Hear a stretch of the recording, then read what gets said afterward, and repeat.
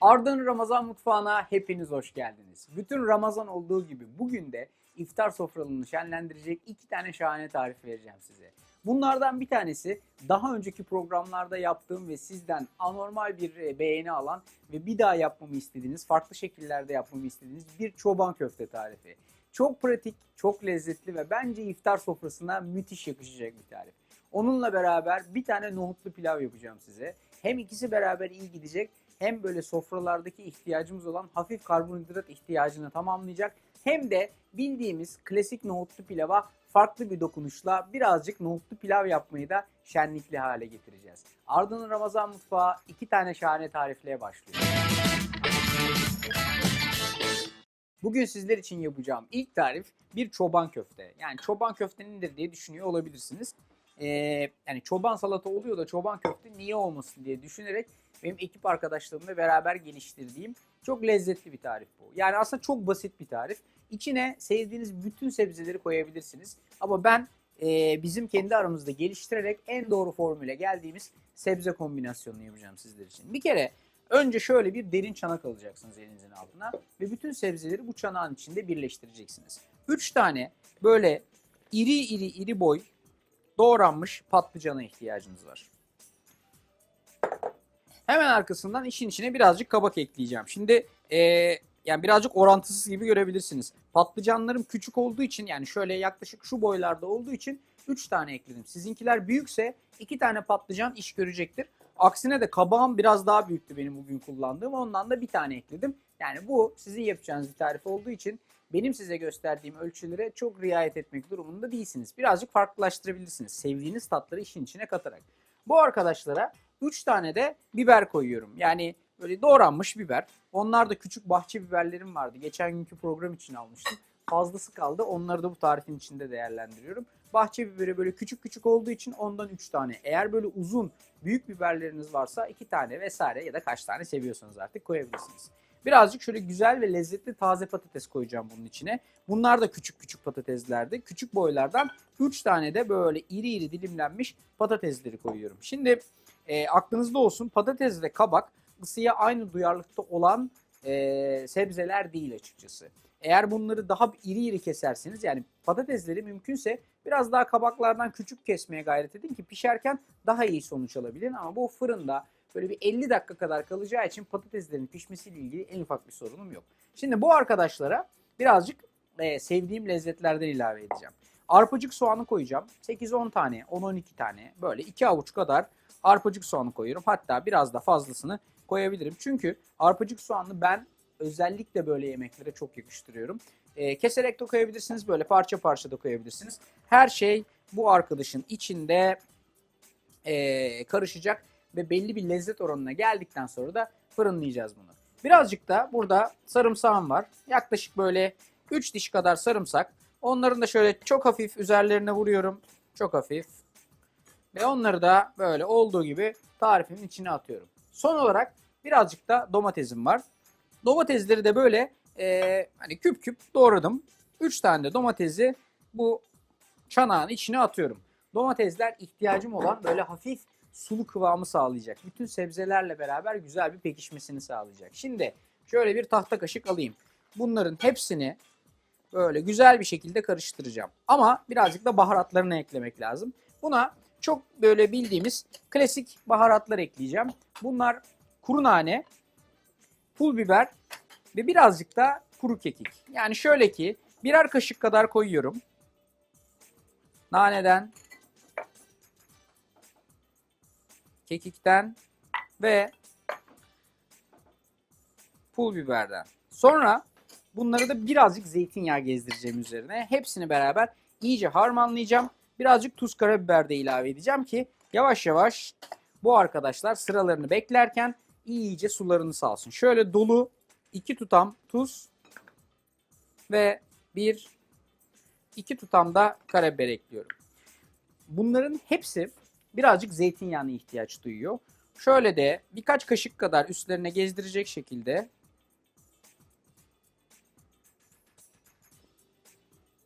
zeytinyağı ekliyorum ve bu arkadaşları böyle güzel bir şekilde karıştırıyorum. Hepsini iyi bir harmanlama işleminden geçirdikten sonra şöyle birazcık kenara alıyorum. İyice sularını salmalarını bekliyorum sebzelerin. Önemli bir detay bu. Sularını salsınlar ki biraz daha lezzetli olsunlar. Ben geliyorum köfteyi hazırlamaya. Dedim ya, bugünkü tariflerimiz hakikaten çok kolay tarifler. Bir tanesini bir kabın içinde bağladık ve birleştirdik. Diğerini de yine aynen böyle bu şekilde bir kabın içinde bağlayıp birleştireceğiz. Yaklaşık böyle 250 gram kadar kıymaya ihtiyacınız var. Biraz yağlı bir kıyma olursa işiniz kolaylaşacaktır. Orta yağlıdan daha aşağı olmasın ama ona dikkat edin. Bir tane böyle rendelenmiş soğana ihtiyacınız var. Eğer soğanınız çok büyükse, böyle irice bir boysa, o zaman biraz daha küçültebilirsiniz. Yarım ölçü yapabilirsiniz ama böyle orta boy bir soğan rendelenmiş vaziyette gayet iyi iş görecektir. Ve yaklaşık böyle 2 avuç kadar galeta ununa ihtiyacınız var. Şu birinci avuç, şu da ikinci avuç ya da böyle 2 kaşık kadar da diyebilirsiniz galeta unu. Şimdi bunun aslında bütün ihtiyacı olan bu. Birazcık da tuz, bir parça da karabiber ekliyorum. Ve bunları güzel bir şekilde harmanlayacağım. Ama normalde bu baharatlar bunun için yeterli olmasına rağmen lezzeti böyle bir tık daha üstüne çıkartmak istiyorsanız 2 tane ekstra ilave yapmanız lazım. Ki onlardan bir tanesi köftelerin en iyi arkadaşıdır. Kimyon. Böyle bir kaşık kadar kimyon koyacaksınız. Bir kaşık dediğim ya bir çay kaşığı kadar, tabii çok fazla değil çünkü buradaki kıyma çok fazla değil. Ve bir çay kaşığı kadar da, şöyle bir tutam kadar da sumak koyacaksınız. İşte o zaman bu köfte bittiğinde mükemmel bir kıvam alacak, mükemmel bir lezzet alacak. Kıymanız da böyle biraz orta yağlıysa fırında pişerken kupkuru, tatsız tuzsuz bir hale gelmeyecek. Şimdi bu kasenin içinde özellikle avucumu kullanarak, parmaklarımdan ziyade avucumu kullanarak bütün bu arkadaşları yoğuruyorum ve güzel bir köfte kıvamına gelmelerini sağlıyorum.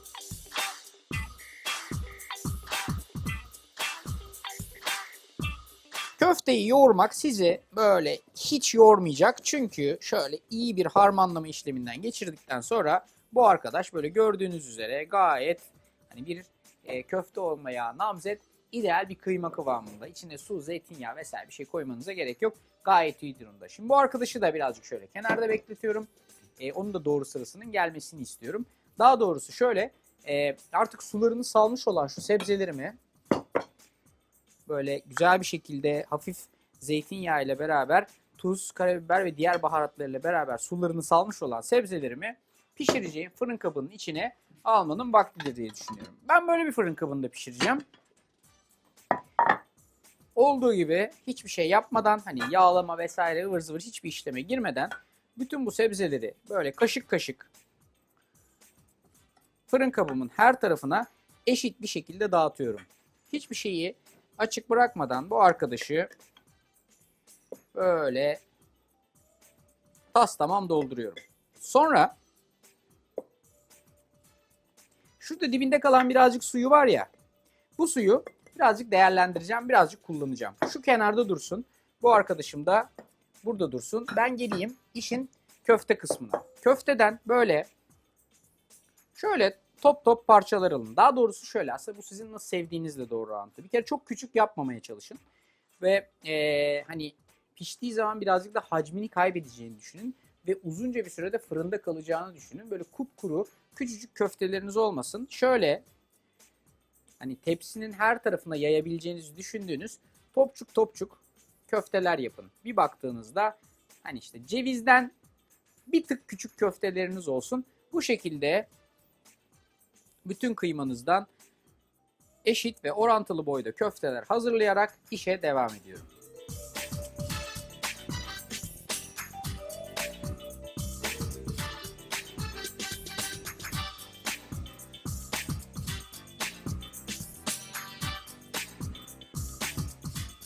Evet, sonuncu köfteyi de bu şekilde yaptığımda 2, 4, 6, 8, ben 10 tane köfte yaptım. Eğer siz biraz daha küçük yaparsanız biraz daha fazlalaştırabilirsiniz köftenizi. Ya da daha böyle iri iri toplar yaparsanız, hani böyle bir fırın kabı yerine biraz daha geniş ve yatay bir fırın kabı kullanmak isterseniz biraz daha köftelerin boyutuyla oynayabilirsiniz. Sizin çoban köfteniz, sizin tarifiniz, sizin köfteleriniz istediğiniz gibi karar verip boyutuyla oynayabilirsiniz. Şimdi köfteler hazır. Buradaki şu lezzetli sebzelerin olduğu kasem de hazır. Şimdi köfteleri böyle bunun üzerine yan yana gelecek şekilde 2 sıra olarak diziyorum. 4 ve 5 tane. 5 10 tane köftem oldu burada. Fakat bu yeterli mi? Bence değil. Buna birazcık daha lezzet, birazcık daha ıslaklık katmamız lazım. Bu ıslaklığı da bu arkadaşın içinde kalan şuradaki güzel ve lezzetli su var ya, bu tamamen sebzelerin suyu aslında. Birazcık bunun içine yapacağım katkılarla vereceğim. Domates ve biber salçası koymak istiyorum. Birer kaşık kadar. Ama birer kaşık dediğime bakmayın, öyle tepeleme birer kaşık olmayacak. Böyle silme birer kaşık olacak. İşte yaklaşık şöyle bir kaşık kadar domates, bir kaşık kadar da biber salçası koyuyorum. Dediğim gibi lütfen bunları çok koymaya çalışmayın. Yani bunun fazlasından ziyade lezzetli ve kıvamlı olması önemli. Birer kaşık gayet iş görecektir.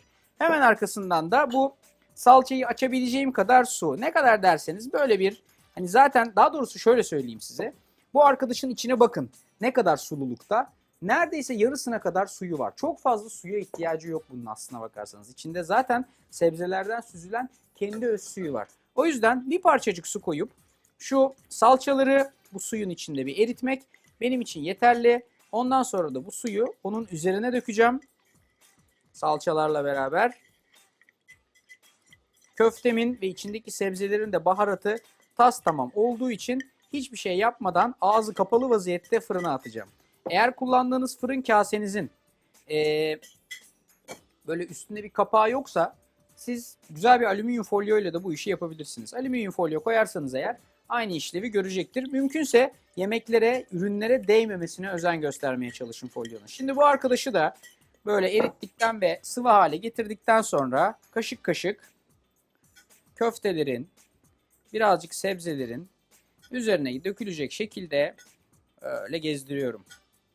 Soslu, sebzeli, güzel ve lezzetli bir çoban köftem var burada. Bunun kötü olabileceğine dair ya da bunun tatsız tuzsuz, lezzetsiz bir yemek olabileceğine dair bir fikriniz varsa bence bir kere daha gözden geçirin ön yargılarınızı. Çünkü bu bence tas tamam ve kendi başına bir lezzet bombası olan bir yemek adeta. Üstünün kapağını da kapatıyorum ve fırına atıyorum. 180 derecede yarım saat ağzı kapalı vaziyette kalacak. Arkasından ağzını açacaksınız ve bir 20 dakika kadar da ağzı açık vaziyette 180, bakın kontrol edin, eğer birazcık suyu vesairesi kaçmışsa veya köfteler yanma durumuna geliyorsa 160'a kadar düşürebilirsiniz derecenizi. 50 dakika kadar fırında pişecek. İlk 30 dakika 180 ağzı kapalı, ondan sonra 20 dakika ağzı açık. Bu arkadaşlar fırına gidiyor. Fırındaki arkadaşım güzel güzel pişerken ben şimdi bunun yanına çok yakışacağını düşündüğüm bir nohutlu pilav yapacağım size.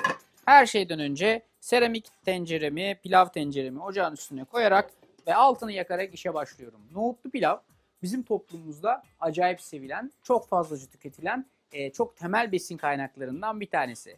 Öncelikle her şeyin başında 2 yemek kaşığı kadar zeytinyağı koyarak işe başlıyorum. 2 yemek kaşığı zeytinyağı yeterli mi? Bence değil. Her zaman zeytinyağını birazcık tereyağıyla kırmak hem lezzeti pekiştirir hem pişerken daha iyi bir kıvam almasını sağlar. O yüzden şöyle 1 yemek kaşığı da tereyağı koyuyorum ve bırakıyorum bunlar burada yavaş yavaş erisinler diye. Size göstermek istediğim birkaç tane detay var nohutlu pilavla ilgili. Öncelikle şu, lezzetli bir nohutlu pilav yapmak istiyorsanız bunun pirincini mutlaka ıslayın ve iyice suyunu süzdürün. İçindeki fazla olan nişastalı kısmından bir kurtulmaya çalışın. 3 bardak kadar pirincim var burada ve yaklaşık 2 bardak kadar da nohutum var. Nohut konusunda da şöyle bir şey söyleyeceğim size. Nohutu bir gece önceden suya bırakmanız lazım. İçindeki gazı çıksın ve yumuşasın diye. Arkasından da birazcık haşlamanız lazım.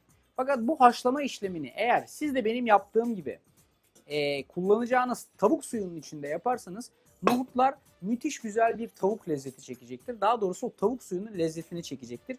Ve hakikaten çok güzel bir sonuç alacaksınız. Buna emin olun. O haşlama işlemini yaparken de sizden ricam ağzı kapalı olarak bir şekilde haşlayın ki bu güzelim tavuk suyunu çok fazla kaybetmeyin diye. Bu nohutları normal bir suda haşlamak yerine lezzetli bir tavuk suyunda haşlayacağız ve aynen bu şekilde pişireceğiz. Her şeyden önce bunlar eridikten sonra ve bir araya geldikten sonra şöyle bir tahta kaşık alıyorum. Uğurlu tahta kaşığımı alayım. En sevdiğim uğurlu tahta kaşığım. Bir ara mutfakta kaybolur gibi oldu. Büyük olay çıkarttım. Nerede benim tahta kaşığım diye. Allah'tan birkaç gün sonra ortaya çıktı. Süzülmüş olan 3 bardak kadar pirinci zeytinyağı ve tereyağı karışımının içine alıyorum. Bir küçük detay var size göstermek istediğim. Bu noktada bir tutam tuz koymanızı isteyeceğim sizden. Bizim Deniz çok yapar bunu. Tuz koyar. Niye koyarsın Deniz diye sorduğunuzda da pirinçler kırılmasın Arda diye cevap verir size. O yüzden bir tutam kadar bir tutam kadar tuzu bu pirince koyuyorum ve şöyle öncelikle güzel bir şekilde kavurmaya başlıyorum. Program başlamadan önce biz kendi ekip arkadaşlarımızla birazcık sohbet ettik. Böyle hayatta şuna buna dair, yani pilav ne kadar yer yenmez diye. Kameraman arkadaşlarımızdan Şahin dedi ki öğrencilik yıllarında çok yapardım abi pilavı ben. Ama dedi biz bir hata yapardık, pirinci koyardık. Böyle hemen kavurmadan üstünü suyunu yapardık, verirdik. Ondan sonra zaman içinde yapa yapa birazcık ustalaştık. Pirinci kavurmanın ne önemli olduğunu anladık dedi az evvel çekimden önce. Şu anda da zaten kameranın arkasından hafif hafif gülüyor bu da. İşin gerçeğini ve püf noktasını almış durumda. İşte kıssadan ise bizim de çıkaracağımız ders bu. Birazcık bu pirinci kırmadan böyle lezzetli bir şekilde kavuruyoruz ve tereyağının her tarafına değmesini, bu pirinci birazcık daha kavruk hale getirmesini sağlıyoruz. Ondan sonra yapacağımız işlem gayet basit. Nohutları ekleyeceğiz içine. Tavuk suyunu koyacağız. 3 bardak kadar pirince 4,5 bardak kadar tavuk suyu koyacağız. Ölçüyü unutmayın her zaman. 1'e 1,5 pilav için mükemmel sonuç verir. Kimisi 1'e 2 koyar, ona da kabulüm, ama 1'e 1,5 tas tamam bir ölçüdür. Diyeceksiniz ki Arda bu nohutlu pilavın özelliği nerede yani? Klasik bir şekilde yapıyorsunuz. Özelliği bitirirken son bir dokunuş yapacağız. Önce bu arkadaşları güzel bir şekilde kavurayım. Arkasından nohutunu ve tavuk suyunu ekleyip normal bir pilav gibi pişireceğim. Dediğim gibi son dokunuşta bir özellik var. O kısmı kaçırmayın. Pirinçlerim güzel bir şekilde kavrulduktan sonra artık pilavın bitirme safhasına gelebilirim. Daha doğrusu pilavın yapılma safhasına gelebilirim. 2 bardak kadar nohutu hiç vakit kaybetmeden pirinç arkadaşlarıyla buluşturuyorum. Üzerine de dediğim gibi 4,5 bardak tavuk suyu. 1 2 3 4 ve 4,5 bardak tavuk suyunu ilave ettim. Dikkat ettiyseniz sadece bir tutam kadar tuz koymuştum. O da hani pirinçler kırılmasın diye. Şöyle dolu bir tutam kadar daha tuz koyuyorum.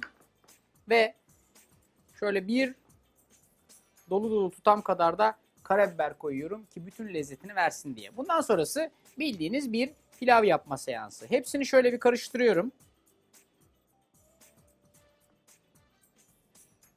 Ve bu arkadaşın ağzını kapatıyorum. Su takırdamaya başladıktan sonra altını kısacağım ve 15 dakika kadar kendi kendine kısık ateşte pişmeye bırakacağım. Ondan sonra piştikten sonra yaklaşık bir 15 dakika kadar da demlendirme seansım var. O sırada bu arkadaş da pişmiş olacak fırının içindeki. Ama pilavı bitirirken bir küçük dokunuşum var. Onun ne olduğunu size söyleyeyim. 2 kaşık iyice erimiş, hatta bir parça da artık böyle karamelize olmaya yakın tereyağını üzerine gezdirdiğimizde bugünkü iftar soframın ikinci lezzeti de tas tamam hazır olacak. Bir tane fırında pişen çoban köfte, bir tane de nohutlu pilavla Arda'nın Ramazan mutfağı iftar sofralarına yakışan 2 tarifle bugünü de şenlendirmiş olacağız.